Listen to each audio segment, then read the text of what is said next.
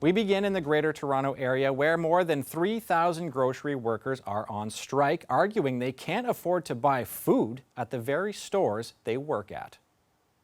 A lot of us are living paycheck to paycheck. Why can't they just give a little back? Give us what we need so we can survive. We'll stand out here as long as it takes. Workers at 27 different Metro grocers walked off the job Saturday. Those locations are now closed, but their pharmacies are open. The workers voted to reject the company's contract offer, saying they want more money in the wake of high corporate profits. For more on the situation, we've reached Unifor's national president in Toronto. Lana Payne, thanks for joining us. The Unifor team had endorsed this deal as the best in a decade, so where did it fall short for workers? Absolutely, and our bargaining committee worked extremely hard. We bargained to deadline, which meant if there wasn't an agreement, we would have been on strike. And because of the content of the tentative agreement, we felt it would have been irresponsible not to take it back to our members. As I said, it was the best agreement that we've seen in a number of decades by a long shot. But the fact of the matter is that the affordability crisis that many working Canadians are facing right now, particularly folks like grocery store workers, is just too much to live. They need to make ends meet, and this has been 30 years in the making.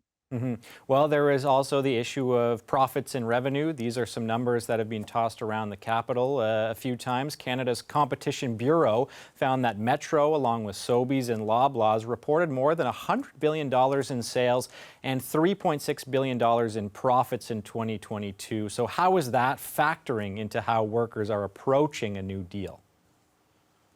Absolutely. The disparity that we're seeing right now, the inequality, the fact that the profits are soaring, CEOs are doing very, very well, and our members can't pay their bills.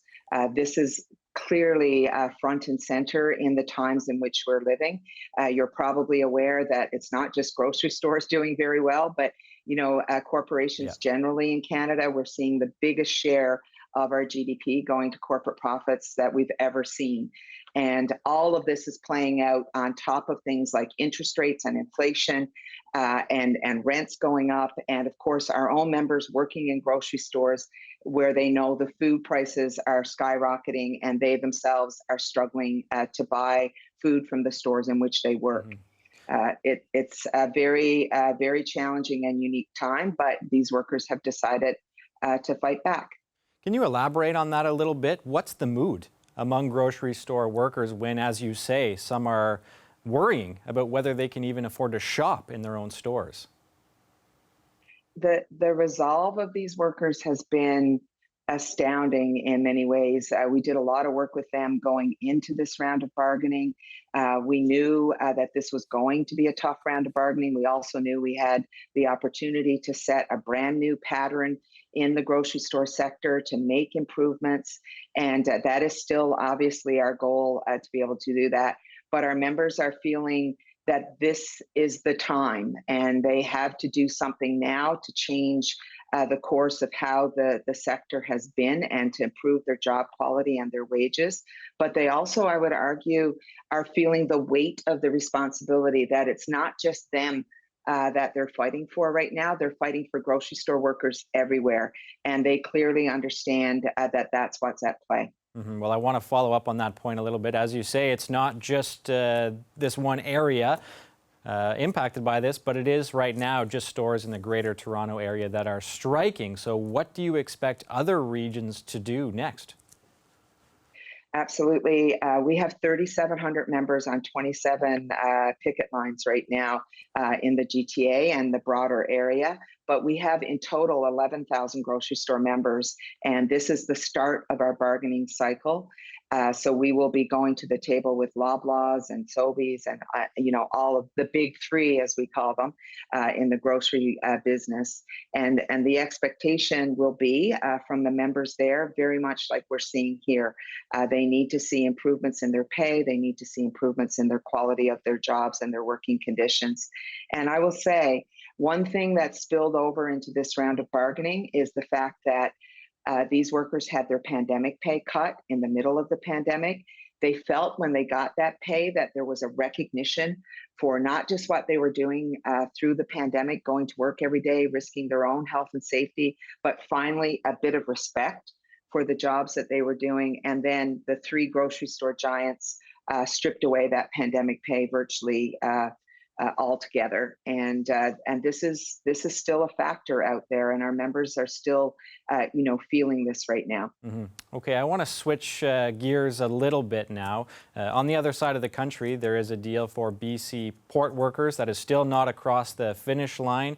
What do you think about how that process has unfolded, given what you've said about how other industries are also dealing with some of these issues? Absolutely. I mean, obviously, these are not our members, so that their union will Sure. speak for them. But as someone who has a keen interest in all things labor, what I would say to you that in this case, also many issues that have been built up over time, the issue of the casualization of work at the ports, the entire concern around automation. This is the case in many workplaces right now, but also a group of employers, by the way, who always felt that the government was going to bail them out. That eventually, if this strike goes on long enough, the government will introduce back to work legislation.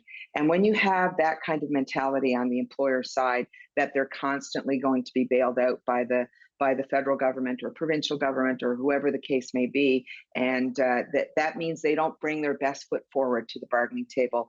And I think that was a very big problem in this dispute. Well, on a related note, and I suppose in both cases here, how do you explain the apparent disconnect between what the union bargaining team is willing to accept and recommend to their members and what those rank and file members are willing to accept and approve? Absolutely. I will speak for our own members in this case. And as I said at the start, I think it would have been, irresponsible for us as a union not to bring this back to the members.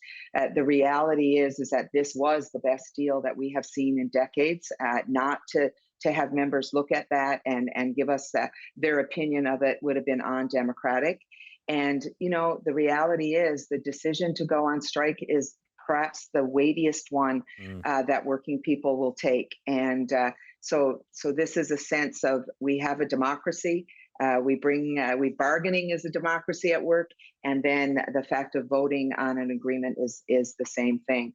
So our members have spoken, and they have the full support of their union to get a better deal here. Okay, we've got time for about one more question, and I'd like to take a look at the big picture a little bit. The cost of living is soaring. People are facing housing crunches across the country, and corporations continue to bring in record profits. It's a big political issue here in the capital. Where do you think the labor movement is going in this country, and do you anticipate more job actions of this sort? Yeah, this has been a problem that has been brewing for 18 months to 2 years right now. I've mentioned this many times. In 2021, 2022, Unifor's had a lot of tough bargaining. We've probably had more disputes than we had in our history in those 2 years. So there is a climate of conflict out there because of the affordability issues. And what I would say is, this notion that corporations can continue to take a bigger and bigger share of the economy and not to see that shared around with the workers, with the people who help earn those profits. If that continues, you're going to continue to see strife. And I would say, this metro strike is an example of that. These are very difficult times for a lot of people. And, there are things that governments can do here for sure to also help make life more affordable.